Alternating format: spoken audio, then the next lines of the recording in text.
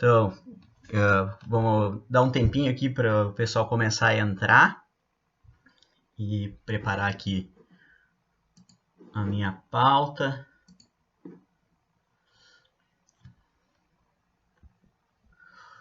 Hoje eu vou começar a série de lives sobre a gestação, o parto e coisas que acontecem nesse período, algumas possíveis alterações, vou falar um pouquinho. Então, enquanto o pessoal começa a entrar, vamos mandar uns coraçõezinhos aí para eu dar uma olhada, para eu me sentir mais amado.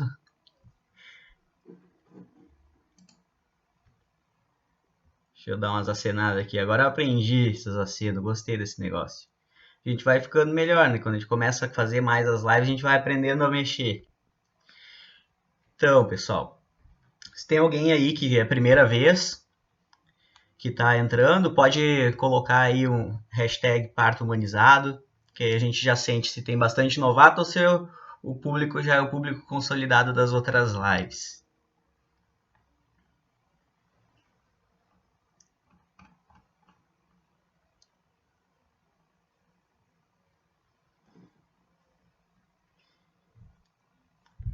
Então, pessoal,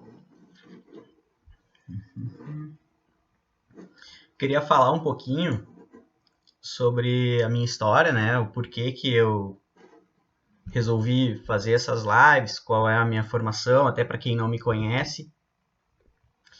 Eu me formei na URGS, no Rio Grande do Sul, já passou de 10 anos. Isso é impressionante como o tempo vai passando, né? E depois de terminar a faculdade, servi o exército, mas eu sempre quis fazer a residência em ginecologia e obstetrícia. Então eu fiz a residência de ginecologia e obstetrícia também lá no Hospital de Clínicas de Porto Alegre, lá da URGS. E terminando a residência, eu vim para Florianópolis pela aeronáutica, né? Que eu voltei a ser militar, gosto muito, foram 6 anos de militarismo, que é uma instituição maravilhosa, que me ensinou muito. E vindo aqui para Florianópolis, eu comecei a trabalhar no Hospital Ilha, na maternidade Ilha. É a maternidade referência em parto humanizado, em humanização do atendimento. E eu costumo dizer que a minha formação lá no Rio Grande do Sul foi excepcional, um dos melhores serviços de ginecologia e obstetrícia do país. Mas a parte de parto humanizado mesmo, eu consegui aperfeiçoar e aprender mesmo aqui na maternidade Ilha. Então, já estou aqui trabalhando há uns 6 anos, fiz parte já de bastante gente aqui em Floripa, tem muitos manezinhos já que vieram pelas minhas mãos. E eu comecei a ver que muitas mulheres acabam não querendo ter o parto normal, não conseguindo ter o parto normal no Brasil, por falta de informação ou por informações ao contrário, né? Algumas coisas que podem ser levadas a querer uma cesariana por desinformação. Então, como é que a gente faz para mudar isso? Dando informação de qualidade, informação embasada. Eu não estou defendendo que as pessoas façam somente parto normal quando precisa fazer uma cesariana, mas é importante que a gente entenda que se o mundo inteiro tem uma taxa de 20% de cesarianas e 80% de parto normal, o Brasil fazer o contrário não pode ser o certo, né? Nós não podemos ser o único país do mundo certo em tudo isso. Então, vamos começar falando do início do pré-natal. A ideia dessas lives, né? Eu fiz uma live, deu certo, o pessoal gostou, recebi elogios. E comecei a pensar que talvez desse para a gente falar mais sobre tópicos definidos e um roteirinho que fizesse uma lógica para que quem acompanhasse todas tivesse um conhecimento mais geral da gestação e do parto. Tá? Por isso, junto com as lives, depois das lives, em até 24 horas eu vou mandar um e-book com um resumo das lives. Muita gente me pedia para deixar as lives online e tudo mais, eu estou abrindo um canal no YouTube. O nome do canal do YouTube é Dr. Diego de Marco Ataídes. Vocês podem entrar lá. Vocês vão ver que tem um outro Diego de Marco, todo musculoso, apesar de muito parecido comigo, não sou eu aquele ali. Então, eu sou o Dr. Diego de Marco, que está abaixo, não sou o personal trainer castelhano lá. Vocês podem começar a me seguir lá, eu vou botar vídeos mais longos lá, né? Vídeos que o Instagram às vezes não deixa a gente colocar. Vou fazer algumas séries em que eu vou fazer a introdução no Instagram e a continuação lá no canal do YouTube. E depois eu vou acabar deixando as lives no YouTube gravada, que é um processo muito mais simples do que aqui no Instagram. Mas isso são projetos para as próximas, certo? Nesse momento eu vou fazendo as lives aqui no Instagram mesmo, que a gente consegue interagir melhor, né? E vamos começar então. Queria saber quem é gestante que está agora na live. Coloca aí hashtag gestante, para eu ter uma noção se tem bastante gestante ou se tem bastante mamães aí. E aí quem já tiver ganhado o neném, coloca se foi parto, hashtag parto. Se foi cesariana, pode botar hashtag cesariana. Que aí a gente já vai se conhecendo aqui também. Outra coisa que eu queria pedir é para quem tiver alguma amiga que não está ao vivo agora, já marca a amiga, chama a amiga para a gente participar, para a gente poder começar a dar informações para o maior número de gente possível, certo? Ah, olha só, é verdade, os pais, né? Então coloca hashtag papai, se tiver papai eu vendo aí também.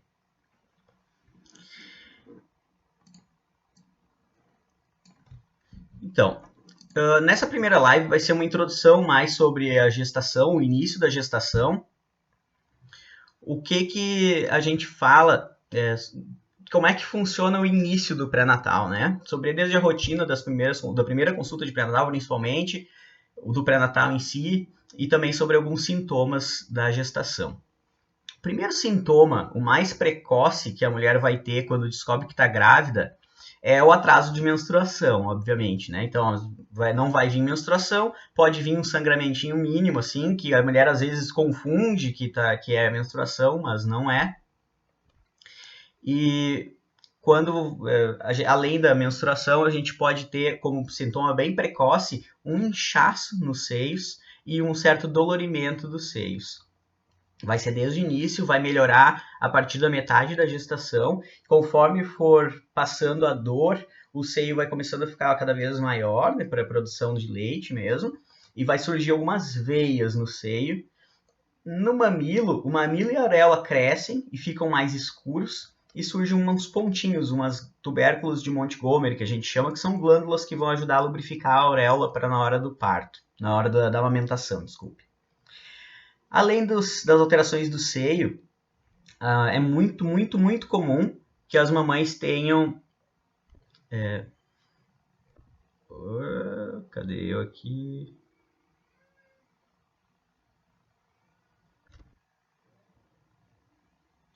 Me achei, desculpa, pessoal. Então, além do dor no seio, também é bem comum a mulher ter cólicas. Então, as cólicas vão surgir durante toda a gestação, pode acontecer. No início são bem comuns, porque o útero começa a aumentar um pouquinho ali, o neném está se implantando, então é bem comum que tenha um pouquinho de cólica. Se não tiver sangramento vivo junto com a cólica, não precisa se preocupar, faz parte dos sintomas de gestação. Outra coisa que vocês vão notar na gestação é o aumento da secreção vaginal. Ela vai ser sempre leitosa, esbranquiçada, não vai ter nem cheiro e nem coceira. Isso é uma coisa importante. Se tiver essas outras alterações, aí tem que ir no médico para investigar, certo? Uma coisa que é bem comum e que vocês provavelmente já perceberam é que a gestante tem muita dificuldade com memória recente, principalmente. Então, sempre peço para meus pacientes já começarem a anotar tudo que precisam. Quem trabalha muito com a memória, no trabalho, até em casa, às vezes, anotar as coisas que não pode esquecer, porque lentifica o raciocínio e dificulta a memória. Isso é porque o cérebro da mulher, com os hormônios, começa a ter umas alterações dessa parte, da via da memória, para uma via mais afetiva, que vai favorecer com que a mãe já comece a ter afeto para o bebê, vai fazer com que ela fique com muita emoção, né, mais emotiva, chore por qualquer coisa. Eu tive uma paciente uma vez que contou que ela chorou vendo propaganda política. Então, a mulher fica realmente bem sensível. O pensamento, o raciocínio lógico pode ficar um pouco lentificado também. Então, vocês forem fazer jogos tipo jogos de pergunta e resposta, assim, vocês vão ver que vocês vão ter mais dificuldade em vencer. Então, para os papais que estão aí, aproveitem para jogar esse tipo de joguinho com a mamãe nessa fase da gestação, porque aí vocês vão ter uma vitória mais fácil. E se alguém tiver esquecido aí, coloca hashtag esquecida para a gente ver se comprovar essa parte. Outra coisa que é muito comum na gestação, toda a musculatura lisa do corpo fica mais lenta. Então, vocês vão ter uma dificuldade, uma lentificação do trânsito do intestino, do trânsito do trato intestinal de uma forma, do trato gastrointestinal de uma forma geral. Vocês vão ter uma lentificação, às vezes, do fluxo urinário. E isso pode causar a prisão de ventre, que tantas gestantes reclamam desde o início já, a constipação, né? Vontade de urinar toda hora também é uma coisa bem comum no início e no final da gestação. No início, porque a bexiga fica mais irritada, e no final, por compressão mesmo. O neném tá ali pressionando, a bexiga fica com muito menos espaço, então ela enche bastante.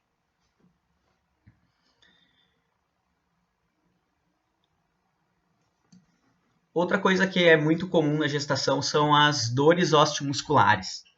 As dores são muito comuns nas costas, nos quadris, no osso do pubis, e vocês vão conseguir prevenir essas dores fazendo atividade física. A atividade física é fundamental na gestação. Vocês têm que fazer, a menos que tenha alguma contraindicação, vocês têm que fazer a atividade física, certo? Eu vou falar sobre isso em um outro momento, vai ter aqui, vamos falar sobre quase tudo que a gestante precisa saber.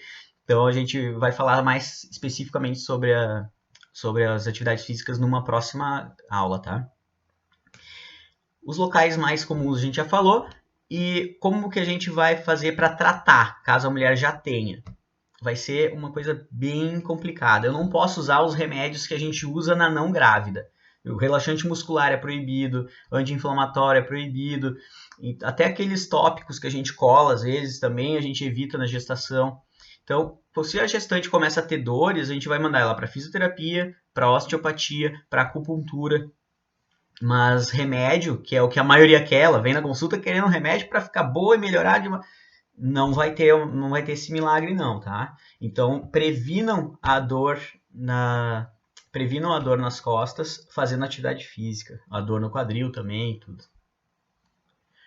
E outro sintoma que é muito comum, que eu até tenho vídeo já postado aqui no canal, é sobre os enjoos, né? Os enjoos e vômitos são comuns na gestação, eles acontecem por causa do aumento do beta-HCG no corpo. Vai acontecer entre 8 e 14 semanas, geralmente. Então, a maioria das mamães chegam no pré-natal que elas estavam planejando, chegam com 6 semanas, né? E aí elas chegam e começam a ter ficar felizes. Eu não enjoei nenhuma vez. Mas o enjoo até a 6ª semana ele é bem incomum mesmo. O que vai começar é a partir da 8ª. Então, se vocês estão com menos de 8 semanas, ainda se não fiquem comemorando ainda. Tem uma porcentagem das mamães que não vão enjoar, mas é a menor parte. Os remédios para enjoo, praticamente todos os remédios que existem para controlar enjoo são permitidos na gestação. Essa é uma boa notícia. Então vocês não precisam ficar enjoadas. Podem usar remédio para enjoo.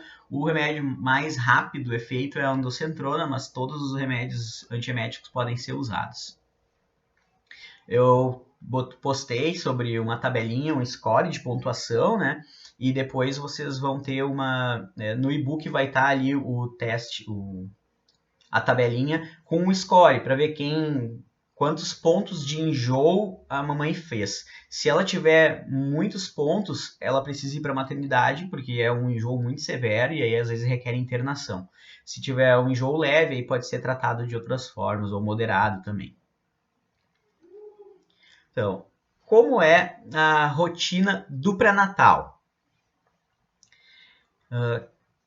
As consultas vão ser geralmente mensais, a partir do momento em que a mamãe chega no consultório, né, até o 7º mês. Essas consultas a gente vai medir a barriga, depois de que a barriga já tem um tamanho, né, a partir de 20 semanas a gente começa a medir mais a barriga, a gente vai ouvir o coraçãozinho do bebê, a gente consegue ouvir o coraçãozinho do bebê a partir de 10 semanas de gestação. A gente vai olhar a pressão arterial da mamãe, a gente vai fazer a pesagem da mãe, então a mãe vai pesar, porque aí a gente vai ter uma noção do ganho de peso. Nós vamos falar sobre o ganho de peso também, sobre as comidas, isso na próxima aula vai ser esse o assunto principal. E no primeira consulta de pré-natal vai ser pedido uma série de exames de sangue, ultrassom, para a gente datar a gestação. Vai ser fornecido normalmente a carteirinha de gestante. A carteirinha de pré-natal é o documento mais importante durante a gestação.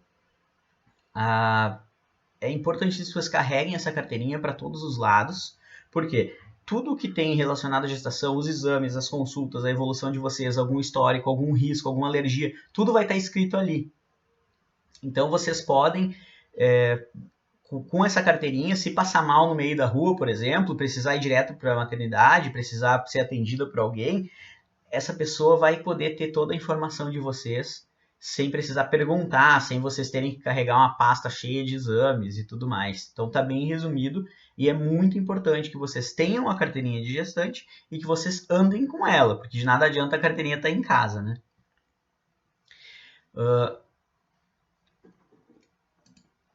Na primeira consulta, eu geralmente dou uma listinha com remédios que são permitidos a mamãe tomar.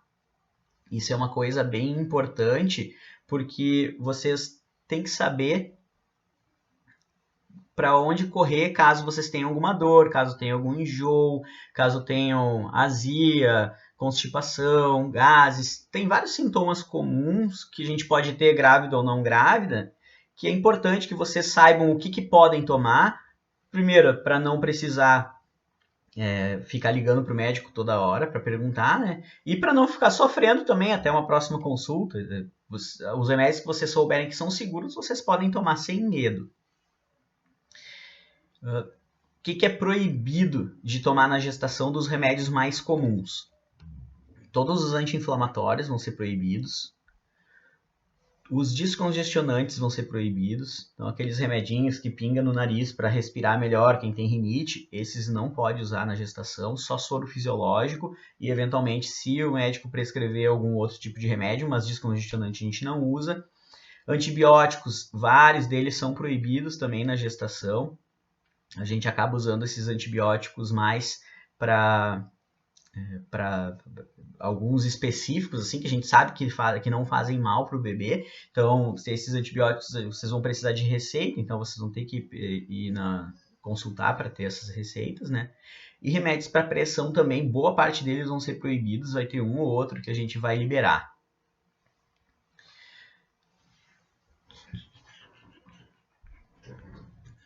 Nas consultas de pré-natal, a gente vai ter um certo roteiro a seguir, que vai ser uma conversa, retirada de dúvidas, né? Vai fazer todo o exame físico da gestante e às vezes as mulheres acham que elas têm que ir para levar um exame para o médico ver. Na verdade, o exame que vocês levam para a gente não é o mais importante da consulta de pré-natal. O exame pode mandar por e-mail, pode mandar por WhatsApp. Eu posso ver esse exame fora de uma situação de consulta. Claro que vocês são obrigados a levar numa consulta para eu passar para a carteirinha, mas eu não espero a próxima consulta para ver os exames das minhas pacientes. Então, vocês vá à consulta quando tiver já mesmo sem ter o resultado dos exames, para que vocês possam fazer uma avaliação de como está a gestação.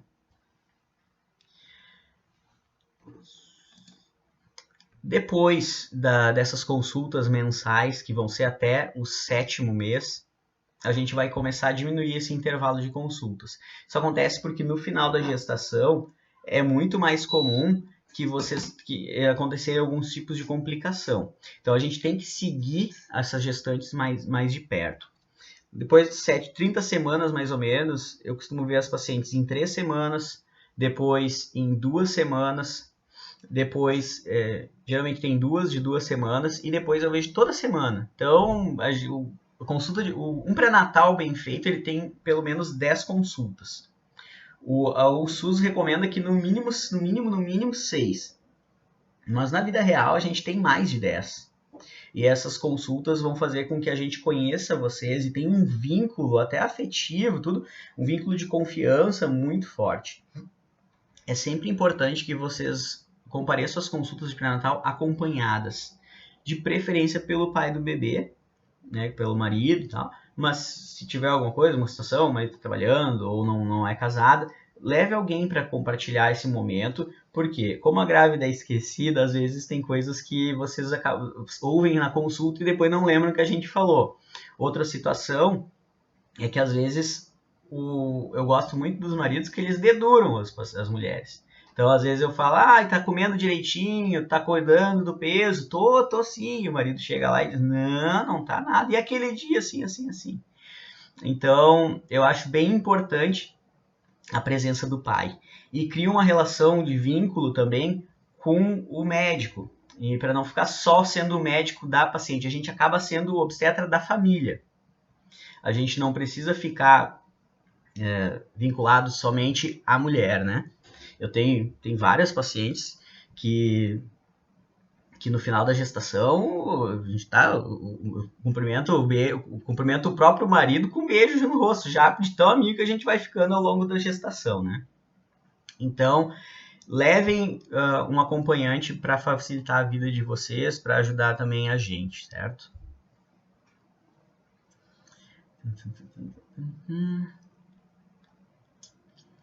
Então, tá bem. Eu vou agora passar para uma fase que eu vou todas as lives fazer uma brincadeira com vocês de mitos e verdades. Os mitos e verdades, eu vou fazer uma pergunta para vocês e eu quero que vocês, quem acha que é verdade, coloque hashtag verdade. Quem acha que é mito, coloca hashtag mito, certo? Então vamos lá. A primeira questão. O parto normal é a melhor opção para o bebê? Vou dar um tempinho para vocês colocarem hashtag verdade ou hashtag mito.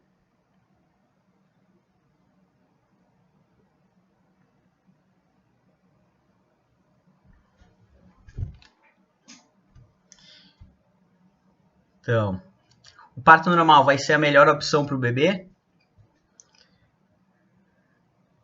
Hashtag verdade ou hashtag mito?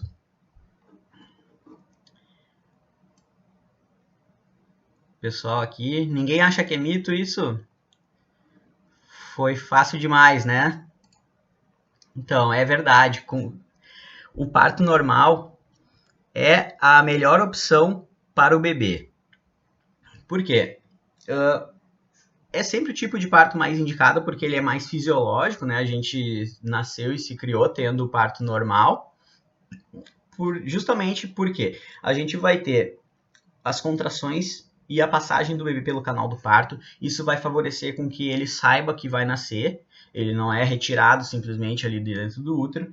Ele vai ter essas contrações, liberado hormônios dentro do bebê que vão começar a fabricar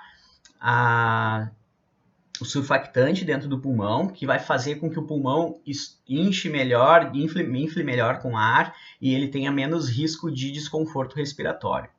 A grande maioria dos nenês que ficam em observação por desconforto respiratório é porque foi feito cesariana. Claro, se o neném tiver alguma questão, algum problema, aí não importa a via de nascimento, ele vai acabar precisando de ajuda nos primeiros momentos. Mas tu tira um neném que é tranquilo, normal, saudável, não tem nada de errado, teve desconforto, pode ver que foi cesariana. Outra coisa que a gente tem é a parte da passagem do bebê pelo canal do parto. O canal do parto tem uma série de bactérias, né? E essas bactérias, elas não fazem mal, são bactérias benéficas. A grande maioria das bactérias presentes, se a mãe estiver saudável, né, se não tiver com alguma doença, essas bactérias vão ser benéficas e vão passar pelo bebê, povoando já a pele do bebê, fazendo com que ele tenha uma proteção contra as bactérias que causam doenças. Porque você sabe que a gente é coberto de bactéria, não tem como escapar disso, né? Então, os bebês vão ter essa proteção das bactérias, eles já vão começar a formar uma flora intestinal melhor, e isso vai fazer com que os bebês tenham uma relação melhor na hora da alimentação, da introdução alimentar, vão ter menos reações intestinais, acelera essa parte de formação da flora, e também reduz o risco de doenças alérgicas. Não se sabe por quê, mas os estudos mostram que as gestantes, os bebês de parto normal têm menos asma, têm menos alergias, menos doenças autoimunes também.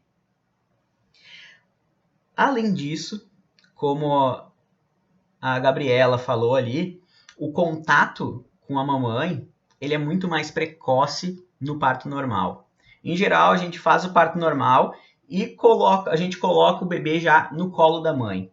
Na cesariana, eu tento ao máximo me esforçar para transformar a cesariana num procedimento menos cirúrgico e um pouco mais humano. Mas mesmo com todo o meu esforço de tentar colocar o neném próximo da mãe, de deixar a mãe ver o neném saindo da barriga, não é a mesma coisa, infelizmente não tem como ser a mesma coisa, do que quando a gente está com a mãe, terminou o parto, a gente entrega o bebê direto nos braços da mãe. A mãe tem aquela sensação de contato imediato, segundos após o nascimento, com o bebê, além de um sentimento que todas as mães amam o seu filho, tá? Então, quando o neném nasce, não importa se é parto ou cesariana, é muito emocionante e a mãe tem um amor muito grande.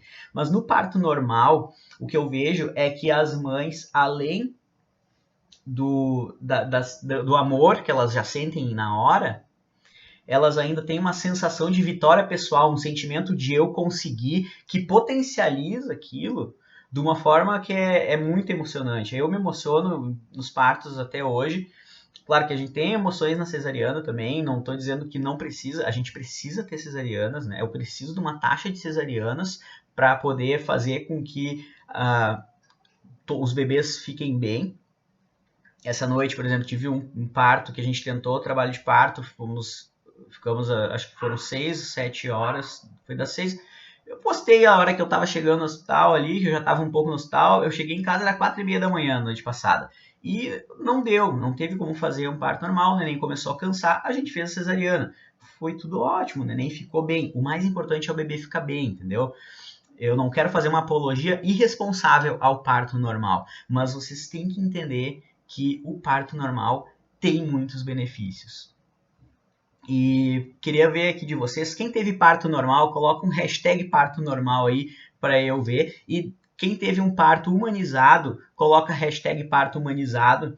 Eu quero entender se vocês, que muitas aqui não vão ser de Florianópolis, eu quero entender quem é daqui e se vocês não são daqui, se vocês conseguiram ter a parte de humanização, que aqui em Floripa ela é tão presente na nossa rotina, né?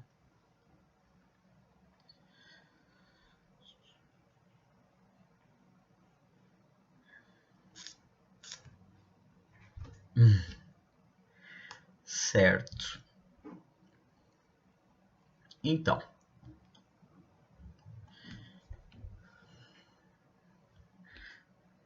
pessoal, tô chegando aqui no final da parte explicativa dessa primeira aula, tá?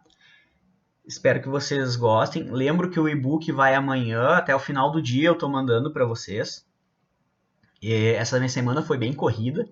Eu acabei não conseguindo terminar, porque eu tive 2 partos, dois gestantes nascendo essa semana, tudo. Então, foi uma semana um pouco mais corrida do que eu tinha planejado. Eu passei para quarta-feira porque é um dia mais tranquilo e hoje, no fim, não foi tão tranquilo. Eu acabei tendo que voltar para o hospital e de novo, né? Além de ontem, ainda hoje voltei para lá. Mas tá tudo bem. É a vida que eu escolhi, é a vida que eu amo fazer. Eu adoro fazer os partos, adoro ter essa relação com as mamães, com os papais, com os bebês. Hoje o papai estava viajando, então foi a vovó que entrou, a vovó que cortou o cordão, foi bem emocionante. Fazia tempo uma avó tão emocionada assim com o primeiro netinho. Lembro muito do parto do meu filho, que as vós estavam juntos, né?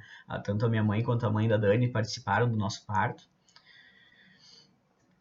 E a partir de agora, então, eu vou começar a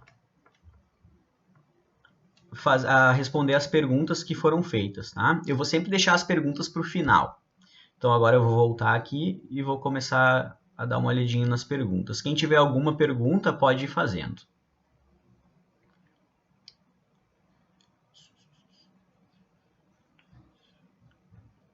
Então, a Janete perguntou do ultrassom morfológico, que está escrito risco de pré-eclâmpsia, né? Eu vou falar sobre ultrassom na aula 3. Vou falar um pouquinho mais, bastante sobre ultrassom. Vou explicar bem todos os detalhes dos ultrassons, tá? Mas o risco de pré-eclâmpsia a gente analisa olhando as artérias da mãe. Então a gente analisa as artérias na primeira ultrassom e também no primeiro morfológico, que é lá com 12 semanas, e também no segundo morfológico, que é com 20 e poucas semanas, 20, 24 semanas. Se tiver alteração, a gente quer dizer que a mulher tem um risco para ter pré-eclâmpsia ou restrição de crescimento intrauterino. A gente tem alguns tratamentos para fazer, um deles é tomar medicação e o outro é aumentar a ingesta de cálcio. Cálcio é uma prevenção da pré-eclâmpsia, eu vou falar na aula 2 sobre o cálcio, tá certo? Então continuem aí olhando que vou conseguir explicar bastante, porque senão falar sobre toda a obstetrícia em uma live a gente não vai ter como.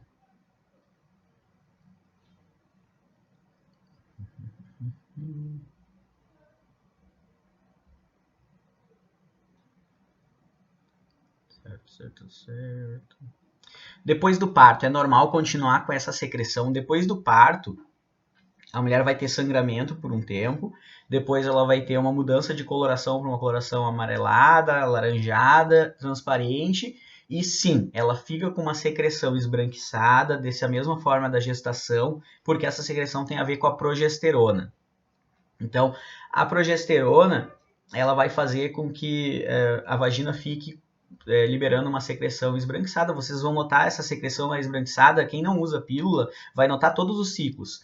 Vocês começam, até a primeira metade é uma secreção mais transparente, depois que termina a menstruação, foi uma secreção transparente. Na metade, ali onde vai ter a ovulação, a secreção pegajosa, tipo clara de ovo. Depois disso, começa a secreção da progesterona, que é uma secreção esbranquiçada, leitosa. Então é normal, porque enquanto a mulher amamenta, ela está com bastante ainda a produção desses hormônios que causam esse tipo de secreção vaginal. Certo? Tata Martins.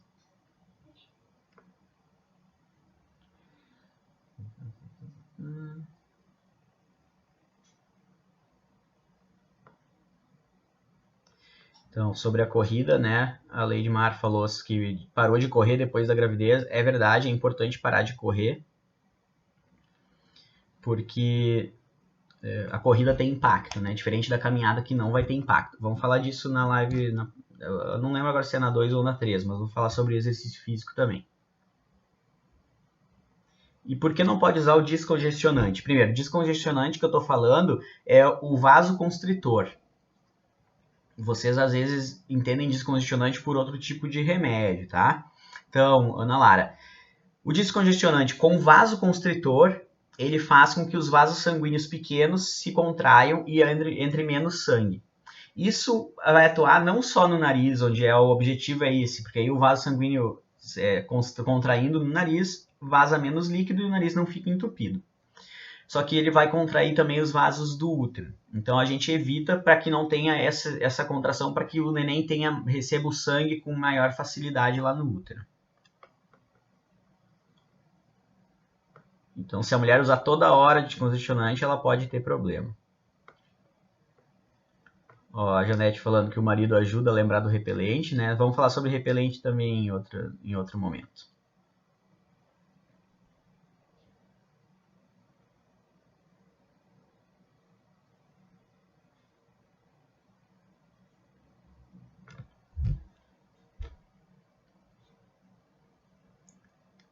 Gabriela querendo fazer enfermagem obstétrica, né? Muito bem-vinda. A gente precisa muito das enfermeiras obstétricas, ajudam bastante a gente. É bem importante um hospital com boas enfermeiras obstétricas. Elas é um hospital que vai funcionar melhor e principalmente na parte de humanização, ela vai ter uma equipe de técnicas de enfermagem também mais humanizadas, mais voltadas para isso. Então, é muito importante que a gente tenha boas enfermeiras obstétricas. Hoje em dia, vários obstetras já trabalham em equipe com enfermeiras obstétricas que vão junto na hora do parto para fazer um trabalho de conjunto, né, para ajudar na evolução e tudo mais. Então, é muito importante esse trabalho em conjunto. Quando a mulher tem algum sangramento, quanto tempo deve ficar sem relação sexual? Eu vou falar, a aula 5 vai ser sobre sangramentos. Eu vou falar bastante sobre isso, mas aqui eu vou falar rapidamente. Quando tem sangramento vaginal bem no início da gestação, vai ter que avaliar como é que é esse sangramento.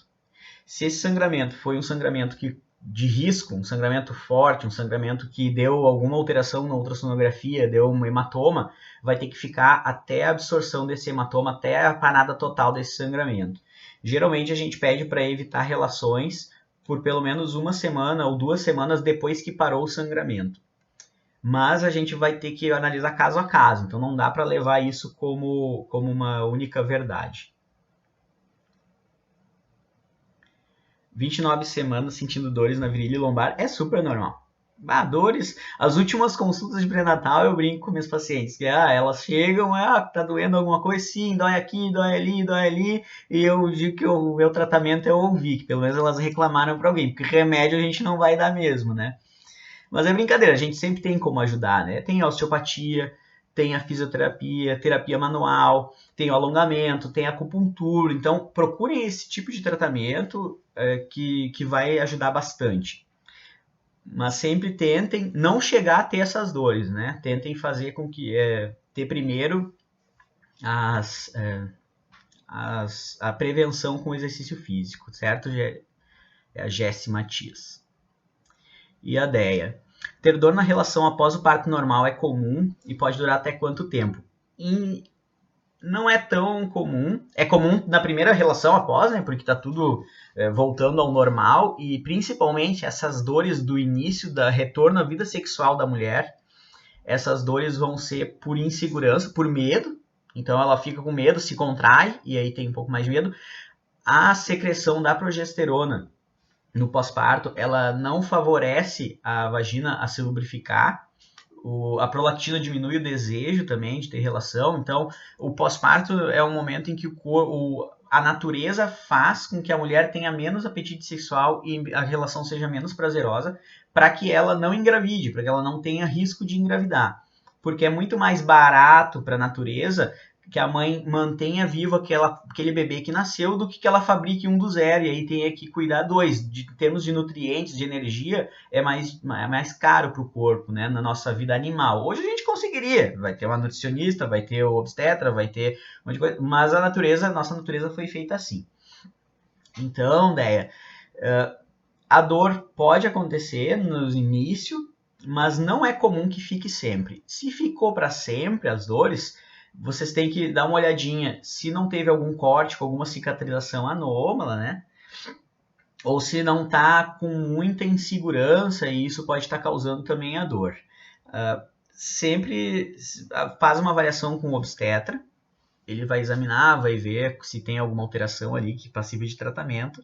Eu tive pacientes que tiveram uma cicatrização a mais, então ficou apertada mais do que precisava e isso causou dor. Então a gente cirurgicamente consegue abrir e resolver. Outras é uma cicatriz hipertrófica, que a gente resolve a cicatriz, mas geralmente a gente vai resolver essas dores com fisioterapia pélvica.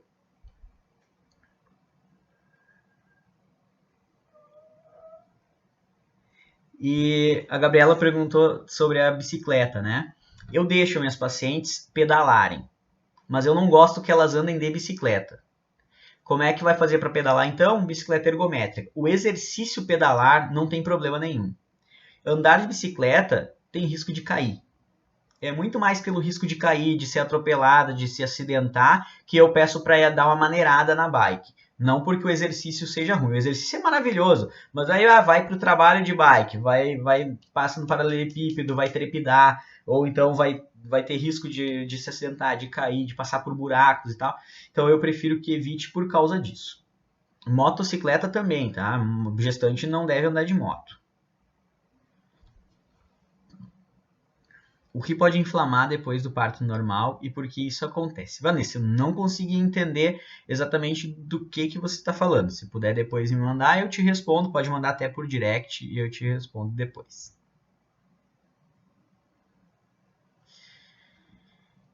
A ovulação é sempre no 14º dia após a menstruação e depois contamos 3 dias a mais ou a menos. Se acontecer antes dessa data, tem risco de engravidar? Então, Deb, a questão da ovulação, ela é 14º dia numa média, mas isso vai se variar de mulher para mulher. Tem que ver como é que é o teu ciclo, fazer uma média do tempo de duração dos ciclos nos últimos 6 meses, e aí nessa média descobrir se tu ovula no 14º, no 18º, no 11º. Tem mulheres que ovulam no 7º dia, tem mulheres que vão ovular no 30º dia. No 30º não, no 20º dia. Riscos para a mãe no parto normal. Os riscos para a mãe no parto normal vão ser risco de sangramento aumentado e risco de laceração, de rasgar a musculatura da vagina um pouco mais do que o normal. Normalmente não vai ter corte, ou vai ter um corte pequeno ali, que não vai gerar risco, mas pode ter um corte que vai até o ânus e tem um risco. Esse risco é específico do parto normal. O risco de sangramento ele acontece em qualquer outra, mesmo na cesariana, né? E na cesariana é até mais risco, porque na cesariana sangra bem mais. A cesariana chega a sangrar 1,5 litro, no parto normal de 750 a 1 litro de sangue. E os riscos da cesariana vão ser bem maiores em quantidade de riscos, né? Tipo, vai ter risco de lesão de bexiga, risco de lesão de infecção, risco de infecção da ferida operatória. Então, tem vários outros riscos a mais na cesariana. A gente vai ainda falar sobre parto e cesárea mais pra frente também. A Adriene, é normal o bebê ficar sempre do mesmo lado na barriga? No caso, lado esquerdo, com 28 semanas. Então, o bebê tá na barriga ali. Ficar de um lado só ou de outro lado é muito variável, porque o neném vai estar com... A parte que vocês mais sentem o bebê, geralmente é a parte onde está o bumbum e as costas. E onde vocês sentem os chutes é onde estão os membros. Geralmente o bebê fica para um lado ou para o outro lado. Mas às vezes o bebê se vira e fica com as costinhas para as costas de vocês, e aí vocês vão sentir ele mexendo na frente. Às vezes ele está ao contrário, e vocês vão sentir menos os chutes. Às vezes o neném está sentado, às vezes o neném vai estar já com a cabecinha para baixo. É muito variável, então... Não, provavelmente você tem a impressão de que o neném está sempre do mesmo lado, mas não, ele não está, ele deve estar variando.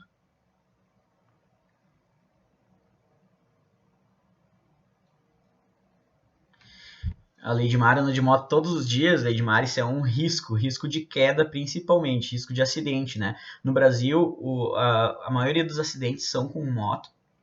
E eu estava ouvindo até na rádio essa semana aqui em Florianópolis, estão pensando em restringir um pouco, dificultar um pouco o uso de motos, porque as quedas são muito grandes. Então, se a gestante cair de moto, pode ter uma complicação maior. Então, pessoal, acabaram as dúvidas aqui na live. Eu queria agradecer vocês. Lembrar que o e-book vem amanhã com o resumo do que a gente conversou hoje. Espero vocês na semana que vem. Eu vou fazer um esforço grande para estar as 10 semanas consecutivas aqui nas quartas-feiras. Consegui dar uma negociada com a esposa aqui. E ela concordou, certo? É um projeto novo, assim, é uma forma que eu vi que eu tinha muitas pacientes, muitas mulheres de fora daqui, de Florianópolis, me mandando mensagens que até às vezes emocionam, assim, de ver as pessoas que estão em umas cidades mais interior, do norte, que não tem muito... que não tem muita estrutura, às vezes que não tem o hospital, que não tem o parto humanizado.